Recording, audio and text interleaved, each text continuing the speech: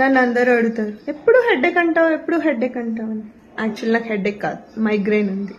నాకు head wash చేసినా headache వస్తుంది, తలస్నానం చేయకపోయినా హెడేక్ వస్తుంది, చల్లగాల్లో ఉన్నా హెడేక్ వస్తుంది, ఎండకి వెళ్ళినా హెడేక్ వస్తుంది, ఎవరితో అన్న ఎక్కువ మాట్లాడినా హెడేక్ వస్తుంది, మాట్లాడకుండా గమ్మున కూర్చున్నా హెడేక్ వస్తుంది, నిద్రపోయినా హెడేక్ వస్తుంది, నిద్ర పోకపోయినా హెడేక్ వస్తుంది, ఏ రోజన్నా ఫుడ్ ఎక్కువ తిన్నా హెడేక్ వస్తుంది, ఎప్పుడన్నా మీల్ స్కిప్ చేసినా హెడేక్ వస్తుంది, వాటర్ ఎక్కువ తాగకపోయినా హెడేక్ వస్తుంది, కొంచెం టీవీలో ఏదైనా సౌండ్ ఎక్కువ వచ్చినా హెడేక్ వస్తుంది, కిచెన్లో కొంచెం ఎక్కువసేపు ఉన్నా హెడేక్ వస్తుంది.